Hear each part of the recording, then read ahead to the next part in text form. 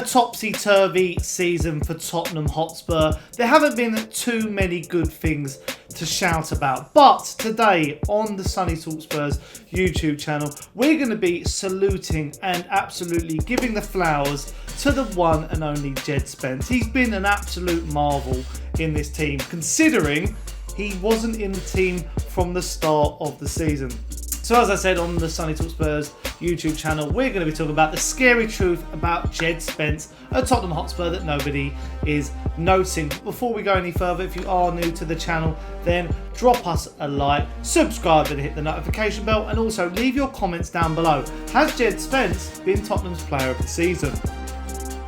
Now I asked that question because when it comes to player of the season, it's probably going to be a lot easier than we thought. You know, Kulusevski has been quite head and shoulders above everyone else, but you've also had good cameos from the likes of Archie Gray, Lucas Bergvall, but Djed Spence is definitely putting his name in the hat, not just for Tottenham's player of the season, but he could actually be now part of Thomas Tuchel's England setup. You know, we're crying out for fullbacks, and this is a guy who has shown he can play both sides, and also Thomas Tuchel probably will play a back three, and he is very good in a back three. But I think Djed Spence's sort of, you know, pathway to where he's got now in the Tottenham team, you know, it's not been easy. It's not been easy whatsoever. But as I said in the intro, he's now getting the well-deserved praise he should get. Tremendous talent, speed, agility. He can defend. Very cool on the ball.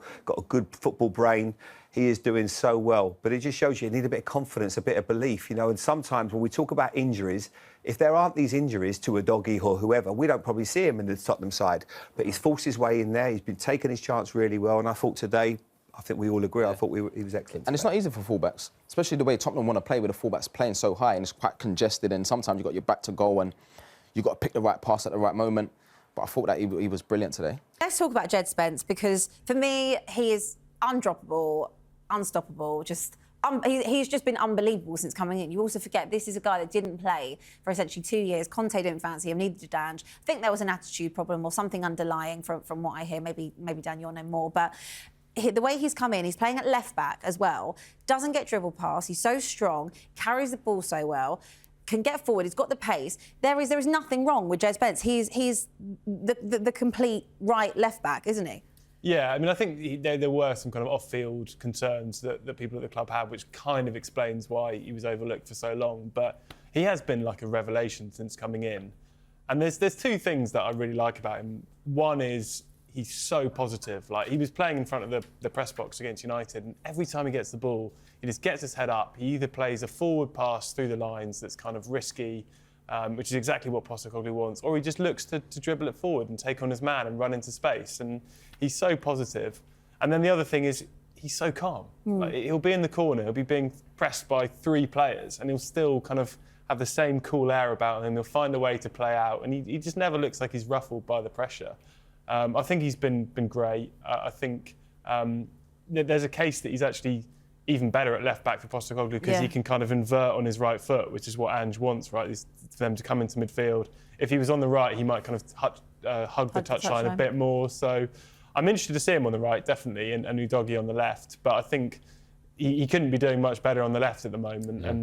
And you have to say that Udogie's now got to earn his place back in the team. Or Porro's got to try and keep his place as well. I mean, for me, like I said, he's an undroppable person. Yeah. Like, especially if you do have him and Udogie, I think that automatically does make your back four a little bit more sturdy than it is with Porro. Porro is so great going forward, but I do think he kind of does lack that defensive ability that Djed has. Yeah, we said this before the Liverpool in the semi-final. He's undroppable. He is, and he's only getting better as well. And I think that Ange Postecoglou said that comment, didn't he, that he's fielding really well until Udogie gets back. And it's kind of like, he could play anywhere for me, by the way, anywhere. What, on the wing? I think he'd go on the wing. I think he'd go into centre midfield. He was quite good at centre-back. There was one game we had to play, and I was like, he's looking quite good there, actually. You cannot get the ball off him. Dare I say it, a certain Dembele about him, that you cannot get the ball off him. And look, when you talk to a lot of the Spurs older players, the best player they've ever played with, Dembele, a lot of them say that. He is so good at getting forward, he's so fast, the character he's shown as well, by the way, the club said it was a club signing, or Conte said it was a club signing. To come back from a few loans as well and become... Which didn't really go his way. Didn't go his way. I think he had a back and forth with Neil Warnock, my former manager, and a little bit of banter with him about an attitude or perceived attitude problem. To come back and become undroppable in Ange Postecoglou's team, to get him in the Europa squad now, the Europa League squad now, when he was outcast of it, I think it shows real character and credit to him, by the way. Yeah, absolutely, having that attitude. I mean, I'm going to put it out there. I've been Ange in. I've never wavered from it. But if he drops Djed Spence, I'm Ange That's out. it. That's enough. It. I will be off. I will be off the Ange There's your train. warning. I'll be off my island. I will be. That is the warning. So if you don't want to lose me being Ange in, keep him in. keep him in the starting 11. So I'll ask you about the rare fresh legs you had to bring today. How important has he become for you? How much is he important? Yeah, he's been outstanding since he's come into the team. You know, he had to bide his time. It's fair to say we needed Djed to really be patient, but also just mature a little bit, and I think he has. And once he got in the team, he's looked fantastic. And he was important for us today. I think we've missed him the last couple of games. He's one of these defenders that loves the challenge of taking on the elite in the Premier League wingers, and there's some outstanding ones, and Brian's right up there, Buemo's, especially here. And you can see he loves that challenge. And like I said, that's another reason we kind of kept Mickey on ice, was knowing Djed was back in. It was going to help us enormously. And so pleased to get him back in the team, and he'll be important for us until sort of Destiny gets back.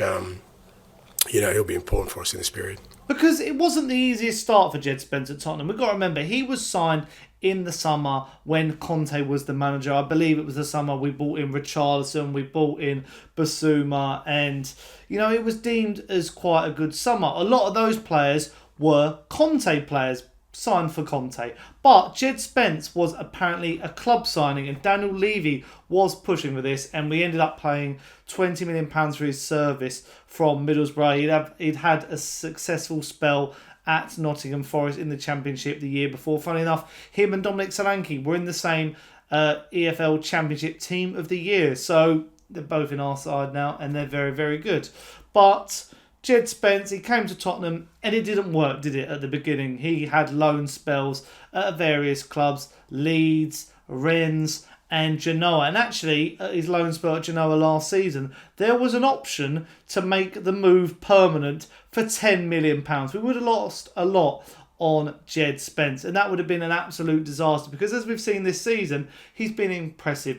His first notable game was against Coventry in the League Cup, and he showed how he could turn this game on his head. He scored a goal, and he made a real difference. He got an injury after that, and what was annoying, and what has been annoying this season, is Djed Spence wasn't actually being used by Ange Postecoglou at first. He wasn't part of the Europa League squad, so that means that Destiny Udogie ended up getting injured and not, being able to be rested, and Pedro Porro's played a maximum amount of minutes. Archie Gray has obviously ended up in the full-back positions as well, so it hasn't been ideal.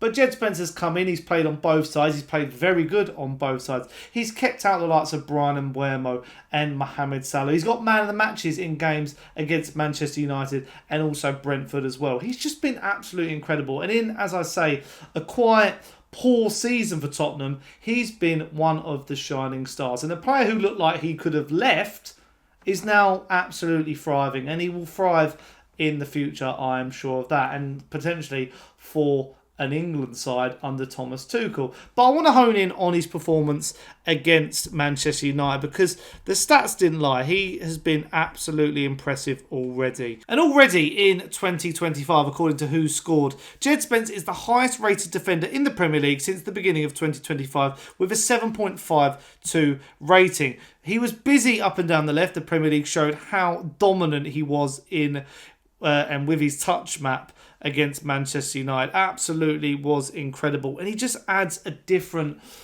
sort of essence to that wing side. He has improved and helped Heung-Min Son in recent weeks, which has been good to see. And he overlaps, he underlaps, he inverts well, he's comfortable with the ball at his feet, he's a good defender as well. This Tottenham defence has been very... it's been very lacking, hasn't it? We've had a right mishmash of players. I mean, Djed Spence, we'd love to see him line up with Christian Romero and Mickey van der Ven and a full stack Tottenham defence, and now we've got Vicario back from injury as well. And then also what was really interesting was his actual numbers. And Djed Spence for Tottenham against Manchester United, most final third entries 9, most duel ones 6, most shots blocked 2, most successful take-ons 2, most fouls 1-2, 4 times possession 1, 2 times tackles, 0 times dribbled past, and that got him the Man of the Match award. And I just love him to bits. He's just the perfect Ange Postecoglou player, the perfect Tottenham player. He's got the mentality that we want. You know, I saw a few things a couple of years ago from Neil Warnock questioning his mentality, and I wasn't really, too au fait with this. I think it was a bit, rude from Neil Warnock to suggest and say this. I think that, he's just a confident player. He, had the world at his feet afterwards with that Nottingham Forest team. He was an absolute joy to behold. And, I think Neil Warnock was at Middlesbrough at the time.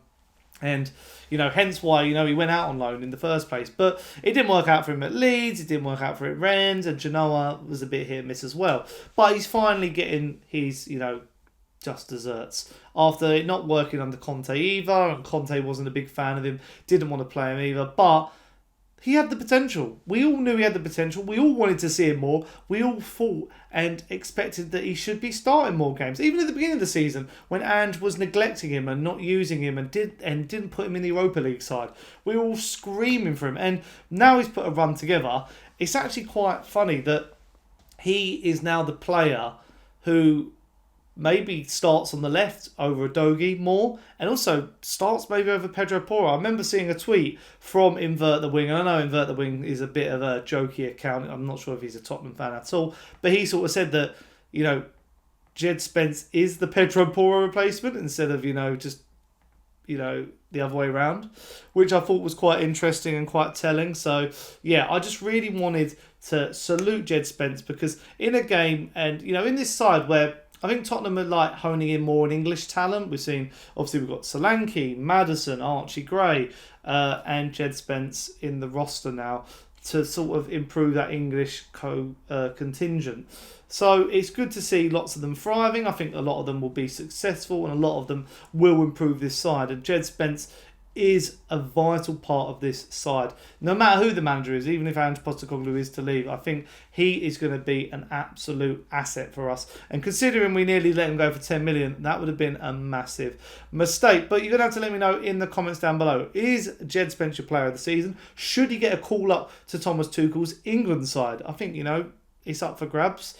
You've got Miles Lewis-Skelly maybe and a few other fullbacks who are in with contention. But I think Djed Spence should be one of the first names on that squad sheet. So yeah, let me know in the comments down below. Leave your likes because I greatly appreciate it. I want to get to 10,000 subscribers in 2025. So get down below, hit that button, and also hit the notification bell because it'll let you know when I've gone live. And until next time, my next video will be reacting to the Ipswich game. I'll see you guys then. Ciao.